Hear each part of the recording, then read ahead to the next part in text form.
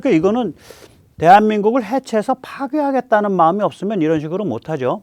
예, 윤 대통령에 대한 탄핵 총뿌리와 내란 올가미는 박근혜 대통령 때처럼 술술 넘어갈 수 없습니다. 조중동 검경 사냥개들은 이를 뼈저리게 깨닫기 시작할 겁니다. 한동훈은 이 진실을 냄새를 맡으니까 거의 뭐 멘탈이 나가서 이제 발작하는 중이고요.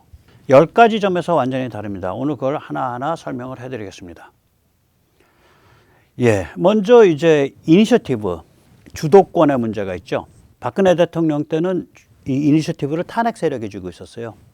그래서 박 대통령은 가만히 있다가 그냥 몰매 맞고서 그냥 이제 그냥 예, 그렇게 된 거예요.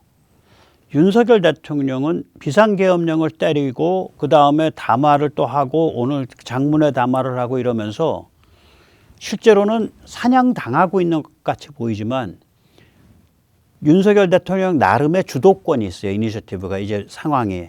앞으로도 그럴 겁니다. 두 번째는 이제 공격과 수비죠. 박 대통령 때는 이 수비가 맥이 없을 수밖에 없어요. 왜 그러냐면 나 최순실 아바타 아니야. 나 부패 뇌물 없었어. 이거니까 메시지가.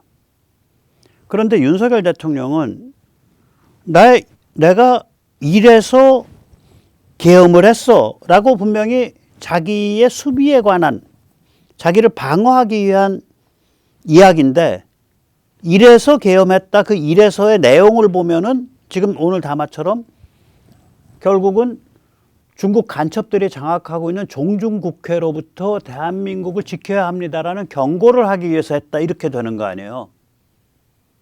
그리고 대통령과 행정부는 중국 간첩이 장악하고 있는 국회 독재의 희생자다 이렇게 되거든 얘기가. 그러니까 이거는 나 이래서 했습니다 라고 어떤 자기의 변명 같은 수비같이 보이는 행위인데 그 사정 자체가 상대방을 공격을 해요. 상대방을 폭로하고 그러니까 수비로 포장된 공격이죠. 그 다음에 전선과 이슈가 있죠. 박근혜 대통령 때는 전선과 이슈가 뭐냐면 박근혜 대통령이 최순실 아바타야 아니야. 그다음 박근혜 대통령이 뇌물을 먹었어 안 먹었어. 박근혜 대통령이 부패했어 안 했어. 거기다가 저기 조선일보 그 누구 최보식이 그 글재주 가지고 그따구 글 썼잖아. 그 박근혜 대통령이 7시간 동안 뭐 했지? 그래가지고 그게 뭐 그룹 섹스를 했다, 뭐를 했다. 그래가지고 무슨 그 동아일보의 김순덕이라고 이상한 양반은 청와대가 그 그룹 섹스 난교판인 것처럼 라스푸틴 얘기를 하잖아요. 라스푸틴이 그 러시아 제국 망할 때 러시아 왕실을 그 난장판, 섹스 난장판으로 만든 인물이거든요. 그 정도 되면 무지하게 야비한 거죠. 그런 야비한 공격에 대해서 방어를 해야 되니까 방어 자체도 이거 할 수가 없다고요. 상대방이 너무 쌍스럽고 야비하니까. 김순덕이 데려다 놓고 우리 청와대에는 라스푸틴 같은 사람 없었어요.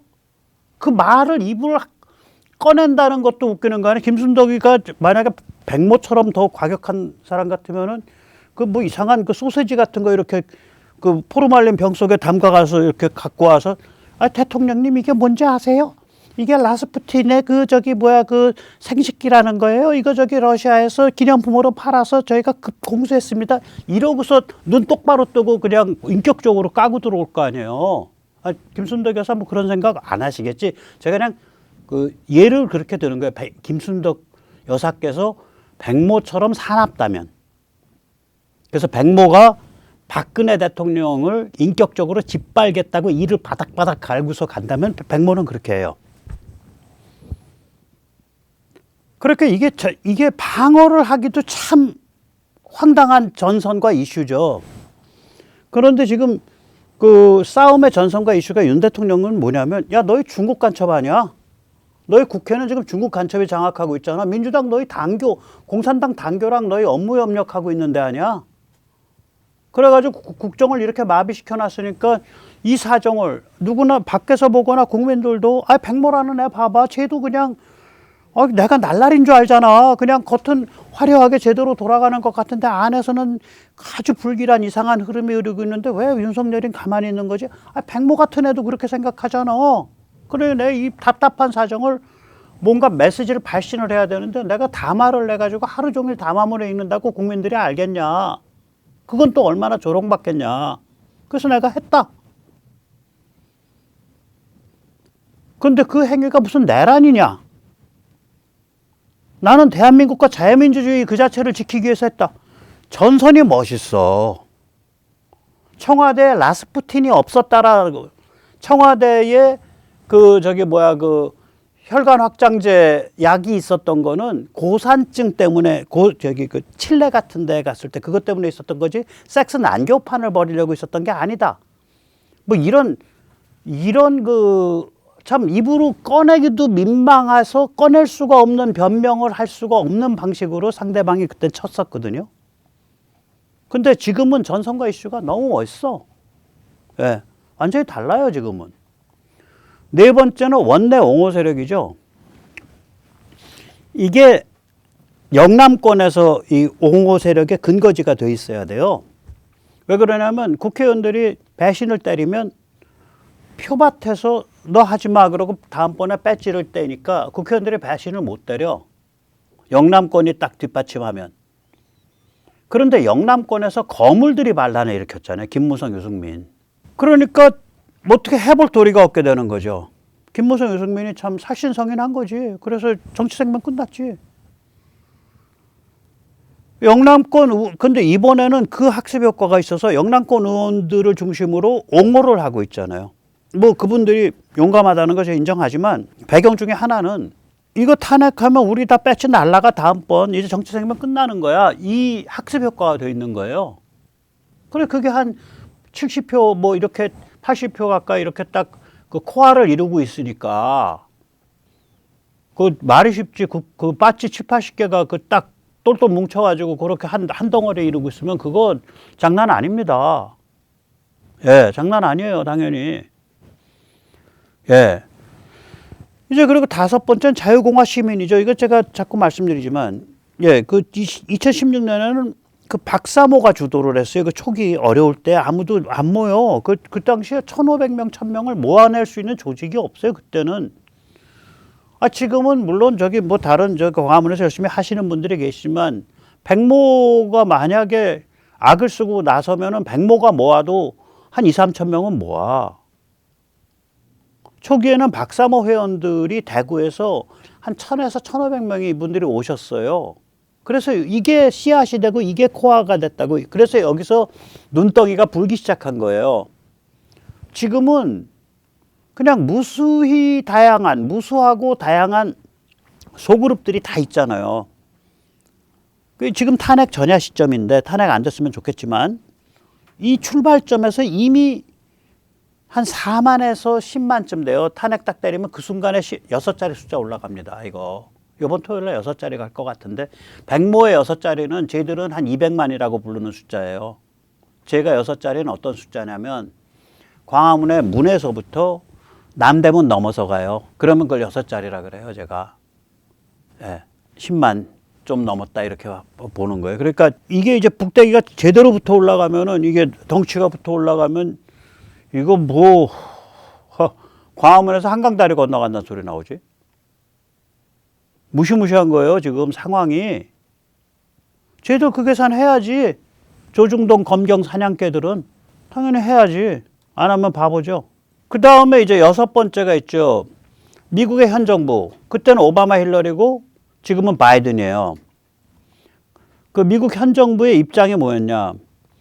힐러리까지 계산을 하면 탄핵 후 문재인 집권이었다고 저는 봐요. 오바마 힐러리 그때는. 지금은 뭐냐면 바이든 쪽은 윤석열과 반중 자유공화 진영을 지지한다고요. 미국의 입장이 그렇게 정해져 있으니까. 그 다음에 이제 1월 달에 들어오는 미국의 차기 정부는 어떠냐. 그때는 트럼프였고 지금도 트럼프예요. 그런데 그 트럼프가 지금 트럼프가 아니야. 미국 차기 정부의 입장이 그 당시에 한국의 이런 정치 위기에 대해서 입장이 없었어요. 2017년에 초에. 제가 여러 번 설명드렸잖아요. 왜 없었는지. 지금은 적극적으로 윤과 반중을 지지하고 심지어는 부정선거를 추적하는 것도 지지를 해요. 박주현 변호사 가서 다 만나고 왔잖아요. 주요 인물들. 이미 이 일 있기 전에. 예. 그다음에 미국의 글로벌 전략이 달라요. 그때는 친중이에요. 친중이니까 북한에 대해서 야 참고 그냥 있지 뭐 저놈들 징그러운 놈들. 북한에 대해서 전략적 인내. 전체는 친중. 그 당시에 물론 트럼프 정부 들어서는 뭐 친중은 아닌데 아직 반중 캠페인은 시작을 안 했어요. 2017년에는. 제가 어저께 말씀드렸죠. 2017년 12월 18일에 나온 그러니까 The U.S. Security Strategy, 그러니까 미국 안보 전략이라는 정부 문건이 반중 캠페인의 시작이에요. 그게 2017년 12월 18일입니다. 한참 나중이죠. 지금은 어떠냐? 지금 바이든 정부도 그렇고 트럼프 정부도 그렇고 반중이고 한반도에서 여차하면 핵과 비핵을 같이 쓰는 그러한 반격을 가한다라는 무시무시한 확장 억제력과 또 뭐 MD 연동 기타 등등이 지금 줄줄이 돼 있는 거죠. 그러니까 게임이 완전히 달라요. 10개 측면에서. 완전히 다릅니다. 그러니까 이거를 이제 조중동 이 검경 사냥개들이 무식한 데다가 이게 저기 그 안목이 좁고 상상력이 안 미쳐서 이거 지금 절감을 못할 텐데 조금만 생각해 보면 왜 윤 대통령이 저렇게 세게 치고 나올 수 있는지가 이해가 되는 거예요. 그냥 혼자서 성깔 부린 일이 아니라고 저게. 예, 대한민국은 작은 약소국이 아니죠. 그러한 대한민국의 대통령이 목숨을 걸고 튀어나온 케이스예요, 이게. 그러니까 이게 파장이 만만치 않습니다. 자유공화 시민에게는 우리 함께 싸웁시다라는 자유공화 시민 혁명으로의 초청입니다. 그래서 우리가 다 초청받은 날이에요. 오늘은 12월 12일 2024년.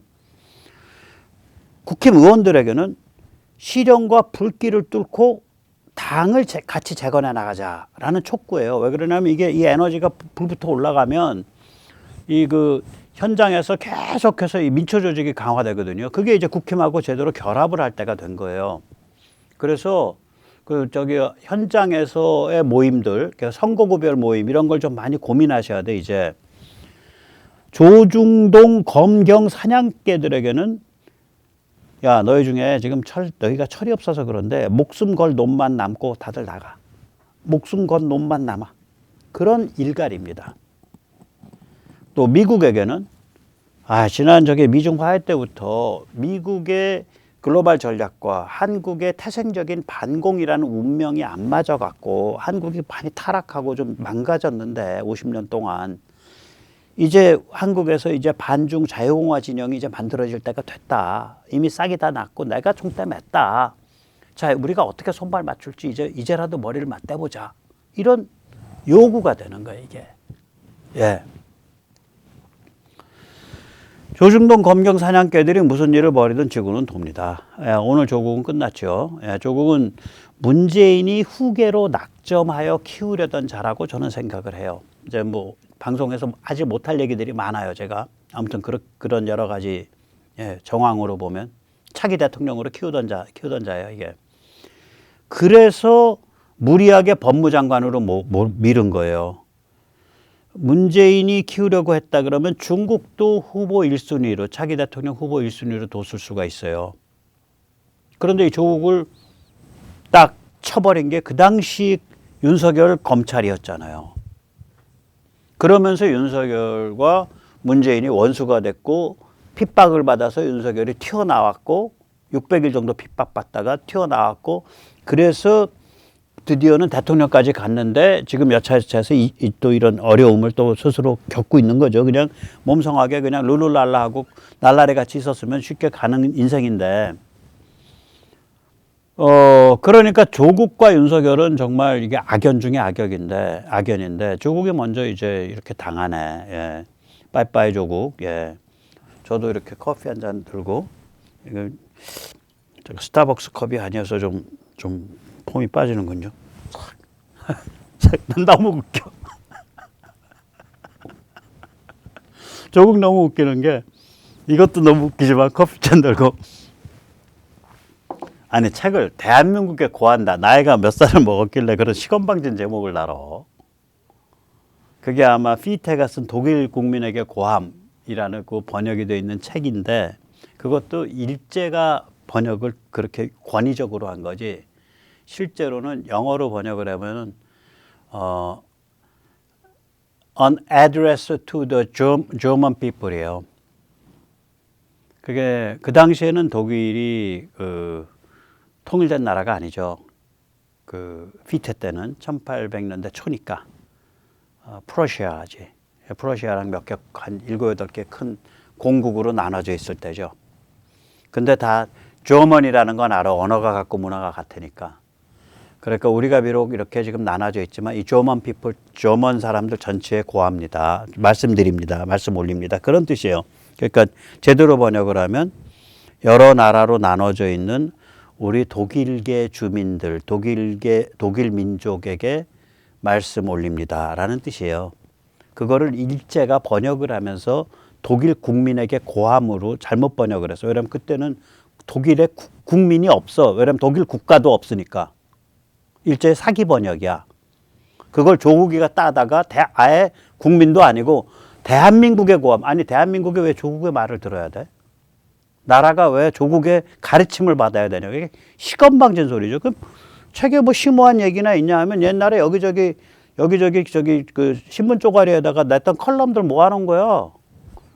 야, 참 진짜 얼굴도 두껍다. 거기다가 또 서문은 또 근사하게 그 포스트 모더니즘 해체주의 하면서 그 포스트 모더니즘 해체주의 중에 좀 살벌한 말 하는 사람이 아주 세련된 말 하는 사람이 그 정신과 의사 락강이라는 사람이 있습니다. 락강이 이제 그 어떤 해체나 이런 걸 통해서 인간의 정신이 얻는 그 희열을 성교를 할 때 오르가슴과 비슷하다라 그래요. 그러면서 그 느낌, 그 성교를 할 때 오르가슴과 비슷한 느낌을 이제 락강은 주이상스라고 불러요. 그러면서 나는 이런 데서 주이상스를 느낍니다. 네, 그때 알아봤어. 그게 그 구절이 생각이 나가지고 스타벅스 커피컵 들고 싹 이거 참 세태가 천박하고 남비교서니까 그런 식의 그 연출이 먹히는 거죠. 그 뒤에 뭐 종북이 있던 뭐 종중이 있던 뭐 오성기가 있던 뭐가 있던 상관이 없는 거지. 그 느낌 보고 느낌적 느낌으로 막 그냥 달라붙는 거죠. 예, 참 슬픕니다.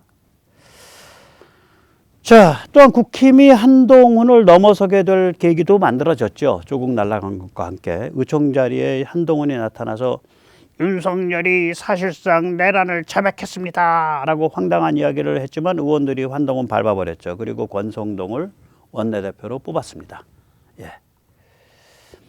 예, 저들은 이제 마땅히 선탄핵 후 내란 전술을 썼어야 돼요. 제가 어저께도 말씀드렸지만 먼저 계엄 하나만 딱 문제를 삼아가지고 탄핵을 성공시켰어야 돼.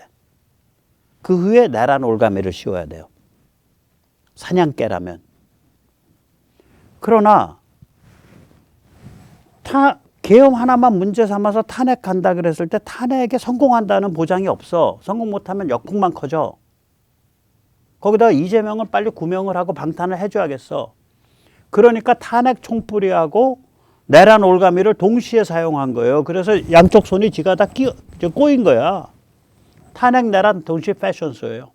원래는 선탄핵 후 내란 전술 썼어야 돼. 스텝이 꼬여서 이제 어떻게 해도 아무것도 안 되는 상황이라고 저는 솔직히 봐요. 그러니까 물론 우리가 버텨야 돼.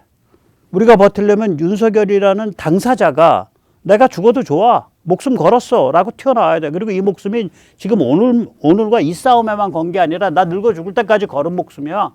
대한민국을 위해서 내 나머지 여생 바칠게. 이러고 튀어나와야 돼. 그래야 게임이 돼요. 그거 튀어나왔잖아. 격하게 환영합니다. 윤 동지. 진짜로. 예. 우리들의 리더가 돼주세요. 우리들의 상징이 돼주고.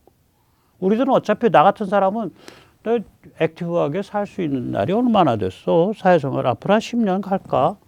그때까지 뭐 좀 이렇게 해서 계속 활동해야지. 우리는 죽을 때까지 그렇게 활동하려고 마음 먹고 있는 사람들이에요. 근데 여기서 윤석열 동지 혹은 윤석열 대통령이 우리의 심볼이 되고 아이콘이 되고 같이 움직일 수 있으면 우리가 얼마나 든든해. 예, 기대합니다. 예. 자, 그래서 이제 이 지경이 되자 아메리칸 파이를 부르고 동기타를 선물 받았던 경쾌욕회 윤석열은 이제 목숨 내걸은 진정성, 오센티시티 끝판왕이 된 겁니다. 이게 운명이죠. 예, 이게 운명입니다. 이게 인간 윤석열의 운명입니다. 예, 오늘 여기까지 모시겠습니다. 감사합니다.